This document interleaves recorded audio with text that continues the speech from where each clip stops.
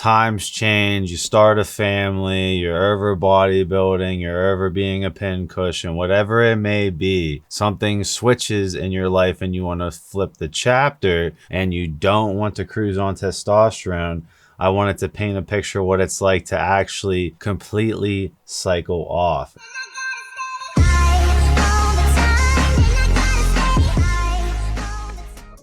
What is up, everyone? It's Russo. I hope everyone is doing well. Today's ASMR sip is 1907water.com. Coupon code Russo. ASMR spritz noises, intelligent elephant carbon. All other discounts in the comment below. Today I'm going to be talking about what it's like to actually come off and why cycling is stupid unless you do like 1 or 2 cycles a year. Right, so everyone who's cycling all the time, fucking turning the HBTA back on, then shutting it off, then turning it on, shutting it off, like that is not healthy whatsoever to be yo-yoing your body like that constantly. And I wanted to paint a picture of what it's like to actually try to return to baseline. So we all know that we need this baseline blood work, so we know what our body was like with this snapshot in time before we ever added in any exogenous androgens whatsoever. When we've had our fun, build our muscle, times change, you start a family, you're over bodybuilding, you're over being a pincushion, whatever it may be, something switches in your life and you want to flip the chapter and you don't want to cruise on testosterone.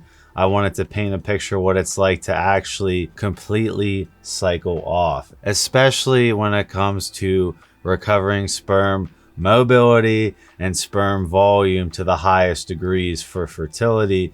Now, I would make the argument that you could have children on TRT, HRT, and it happens all the time. And I personally am responsible for multiple healthy young boys and girls on HRT, TRT.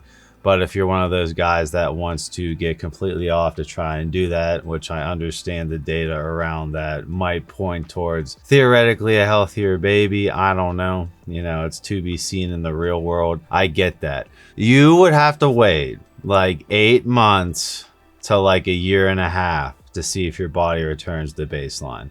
This is why I laugh at all these people cycling. You know, with all these people cycling, I'm just thinking to myself, like, you're turning your HBTA back on. Is it coming back to baseline? No. Are you already thinking about your next cycle? Yeah. Do you think you really are doing your body a favor by coming off for a little bit of time to reset the receptors? Like, what does that even mean? Sure, your receptors get down-regulated, up-regulated. That's bro science coming out of my mouth, but I personally believe in that. But I don't think you need to come completely off and clean out for your body to stress out, try to throw the HPTA on for you only to shut it back down. But to think like, oh yeah, when I come off in 3 months, I'm fully recovered. Maybe when you first start cycling, when you're like fucking 19, 20 years old, your body can bounce back like that. But I assure you, as you get older, it will become harder and harder, especially if you're not using on-cycle fertility maintenance compounds such as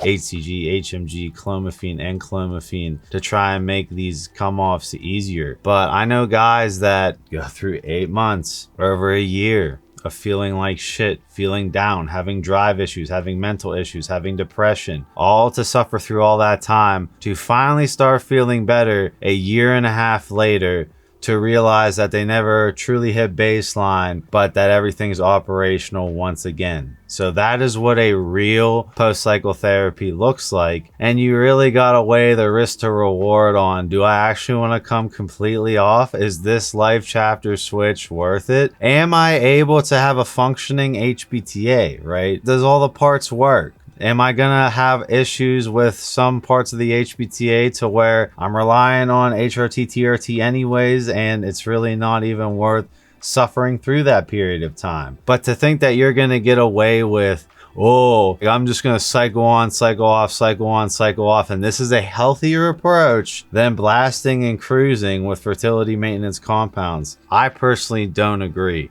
And I don't see the whole reasoning methodology behind getting completely off unless you do 1-2 cycles a year and you're off most of the year. right? You're off most of the year. You do one little blast and you're off most of the year. That's an old school way to do it. Most of you don't do that. Most of you have all these elaborate cycles and you're bulking, you're cutting, you're using agents to maintain muscle, build muscle. Like, that should just be done under a baseline of HRT, TRT, so your body is never truly stressed out trying to start the motor, stop the motor, start the motor, stop the motor, and we'll run into all these issues when you come completely off of not being able to fully recover, because it takes so much time. It takes so much longer than people think it does, and it's a lot of suffering that people don't take into consideration before trying this out. You know, I normally say you're going to be a slave to the needle. It is possible to get completely off, come completely clean, have functioning libido, have normal drive. I've seen it happen. It is possible. Now, will you ever feel the same? No, you'll never feel the same, because even on HRT, it's this constant level that's not affected. Your natural testosterone pulses. I've already said that 1,000 times on this channel. So you'll never feel the same. You'll always feel better on a little bit of HRT. But if you have to come off for some sort of health reason or whatever, expect it to be a long process. Expect it to be 8 months of feeling like low T, low crappy T, low depression, all this shit. It's not fun. And to think that, oh, coming off and cleaning out is better than blasting and cruising, like, you don't want to be stressing your body out. When we look at these people who are cycling, they are stuck in the past. I truly do believe they're stuck in the past. There's no reason to come off completely. Just go down to the lowest possible amount of tests that maintains your base physique look, and then get all your blood work cleaned up, and then ramp another blast. Or if you're good, stay there forever. If you want to come off, remember, it's like a year of suffering before you even know if your HPTA is fully operational to even support itself for the rest of its life after you fucked around with it. I'll see you guys in my next video.